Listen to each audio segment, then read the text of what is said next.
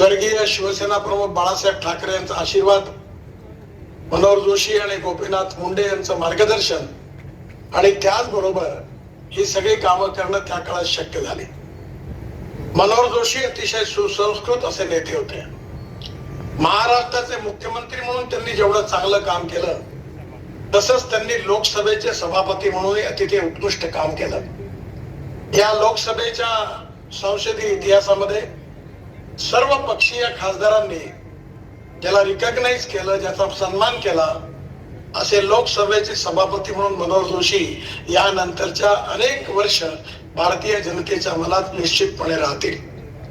अतिशय मनमिळावू, नम्र आणि त्याचबरोबर सौजन्य आणि खऱ्या अर्थाने सुसंस्कृत असं त्यांचं व्यक्तित्व होतं.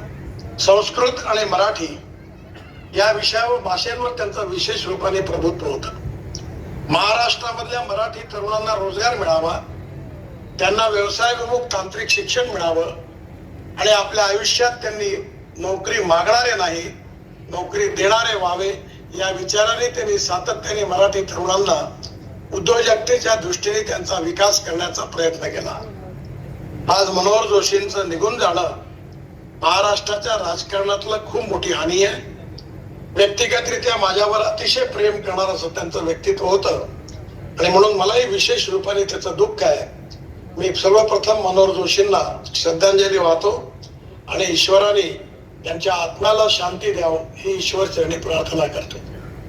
दुसरी अशीच गंभीर घटना आहे, दुःखद घटना आहे, ती म्हणजे आमचे वाशिमचे आमदार पाटणी, बरं म्हणजे अतिशय कर्तृत्वान आणि विशेषतः वाशिम जिल्ह्याच्या विकासाकरता तळमळीने काम करणारं त्यांचं व्यक्तित्व होतं. नुकतंच वाशिम मध्ये बंद पडलेला साखर कारखाना आम्ही चालवावा आणि त्या ठिकाणी साखर कारखाना सुरू करावा असा त्यांचा माझ्याकडे सातत्याने आग्रह होता. वाशिम हा ऍस्पिरंट डिस्ट्रिक्ट आहे. आपल्या महाराष्ट्रात जे 5-7 जिल्हे अतिशय मागासलेले आहे त्यामध्ये वाशिम जिल्हा आहे. या जिल्ह्यामध्ये सिंचनाच्या सुविधा प्राप्त व्हाव्या, या जिल्ह्यामध्ये औद्योगिक विकास व्हावा आणि या जिल्ह्यातला शेतकरी समृद्ध संपन्न व्हावा या पोट तिडकीने सातत्याने त्यांनी काम केलं. कॅन्सरने आजारी होते. मधल्या काळामध्ये मी जेव्हा वाशिमला गेलो तेव्हा त्यांच्या घरी गेलो, त्यांना भेटलो, त्यांच्याकडे जेवण केलं, पण असं वाटलं नाही की इतक्या लवकर ते आपल्यातून सोडून जातील. हे दोन्ही अतिशय जवळचे, मनोहर जोशी सारखे ज्येष्ठ मार्गदर्शक आणि पाटील सारखा माझा सहकारी, या दोघांचं निधन आजच आपल्याला त्या दोघांना श्रद्धांजली व्हायची वेळ येते आहे. हा अतिशय दुःखद आणि दुर्भाग्यपूर्ण प्रसंग आहे. मी पाटणींनाही पण माझ्या वतीने आणि आपल्या सगळ्यांच्या वतीने श्रद्धांजली अर्पित करतो आणि त्यांच्या आत्म्याला ईश्वराने शांती द्यावं अशी ईश्वर चरणी प्रार्थना करतो. माझ्या बांधवांनो आणि बहिणींनो, आज विशेष रूपाने मला अतिशय आनंद आहे की आज लातूर मध्ये आम्हाला आमचे जे आदरणीय शिवलिंग महाराज जे आहेत, ज्यांच्याकरता याच ठिकाणी कार्यक्रम झाला होता, याच ठिकाणी झाला होता आणि नंतर देवेंद्रजी आणि मी त्यांच्या बरोबर बराच वेळ त्यांच्या रूम मध्ये चर्चा केली. ते प्रखर राष्ट्रभक्त होते. आयुष्यातला काही काळ त्यांनी पंजाबमध्ये, पाकिस्तानमध्ये असणाऱ्या पंजाबच्या भागामध्ये राष्ट्रीय स्वयंसेवक संघाचे प्रचारक म्हणून व्यतीत केले. त्याने मला आठवणी सांगितल्या होत्या की विशेषतः त्या काळामध्ये परमपूज्य गोळवलकर गुरुजी यांच्यावर त्यांची खूप श्रद्धा होती. अतिशय निस्पृह, निस्वार्थी आणि समाज समर्पित त्यांचं जीवन होतं. 104 वर्ष आपल्या जीवनामध्ये समाजाच्या उत्थानाकरता, प्रगतीकरता, विकासाकरता तळमळीने काम करणारा एक द्रष्टा असं महाराजांचं वर्णन करता येईल. 104 वर्षाच्या वयोमानात त्यांचं निधन झालं. त्यांनी समाधी घेतली आणि आज त्या समाधीचं दर्शन घेण्याची मला संधी मिळाली, हे पण माझं परम भाग्य आहे. मी त्यांनाही पण हात जोडून अभिवादन करतो. आणि मगाशी तिथल्या कार्यक्रमात मी सांगितलं की थोर महात्मे होऊन गेले चरित्र त्यांचे पहा जरा, आपण त्यांच्या समान व्हावे हाच सापडे बोध करा. त्यामुळे त्यांच्यापासून प्रेरणा घेऊन या भागामध्ये निश्चितपणे त्यांच्या विचार चांगलं कार्य या ठिकाणी होईल आणि त्याची प्रेरणा लाखो करोडो युवकांना निश्चितपणे मिळत राहील असा मला विश्वास आहे. माझ्या बांधवांनो, बहिणींनो, लातूर जिल्ह्यामध्ये मला येण्याची आज संधी मिळाली. मला अतिशय आनंद आहे की या जिल्ह्यामध्ये माझ्या काळामध्ये जवळपास 10,000 कोटी रुपयाची कामं करण्याची संधी मला मिळाली. 2014 पर्यंत लातूर जिल्ह्यामध्ये राष्ट्रीय महामार्गाची संख्या फक्त 124.21 किलोमीटर म्हणजे 125 किलोमीटर होती. 2014 नंतर मी जवळपास याच्या 3 पट म्हणजे 386.24 किलोमीटर नवीन राष्ट्रीय महामार्गाची घोषणा केली. केवळ घोषणा केली नाही, तर त्यानंतर हा राष्ट्रीय महामार्ग 510.45 किलोमीटर झाला. आणि म्हणून या महामार्गावर एकूण 17 कामं 8,018.61 कोटी रुपयाची मी आता आधी मंजूर केली होती. 557.65 किलोमीटरची, त्यापैकी 13 कामं 437.53 किलोमीटर 7,520.91 कोटी रुपयाची पूर्ण झालेली आहे. 4 कामं 90.42 कोटी किलोमीटरची जवळपास 500 कोटी रुपयाची कामं प्रगतीपथावर आहे. आणि एवढंच नाही तर CRF मध्ये देखील मी जवळपास 22 कामं आणि 311.95 किलोमीटर स्टेट PWDच्या रस्त्यांवरची ही पण कामं याकरता मंजूर केलेली आहे. आणि ही सगळ्या कामाची किंमत देखील जवळपास 355 कोटी रुपये आहे. मला विश्वास आहे की आज आपण ज्या रस्त्याचं उद्घाटन केलं, त्याचं भूमिपूजनही केलं आणि उद्घाटन केलं, असा योग माणसाच्या, मंत्र्यांच्या किंवा आमदारांच्या नशिबात कधी येण्याची शक्यता फार कमी असते. पण मी याचं उद्घाटनही केलं, याचं भूमिपूजनही केलं आणि आज याचं उद्घाटनही केलं. हा जो रस्ता आहे हा विदर्भातील बुटीबोरी पासून म्हणजे नागपूर पासून तर कोकणातील रत्नागिरी पर्यंत जाणार आहे. या रस्त्यामध्ये कोकण, पश्चिम महाराष्ट्र, पश्चिम कोकण, पश्चिम महाराष्ट्र, मराठवाडा, विदर्भ या भागाकरता एक नवीन लाईफलाईन होणार आहे. पूर्वी हा 2 पदरी होता, आता 4 पदरी झालेला आहे. आणि या मार्गावर विशेषतः शहराकडे नव्हे तर त्या आजूबाजूच्या गावांना, ग्रामीण भागाच्या विकासाला हा वरदान ठरणार आहे.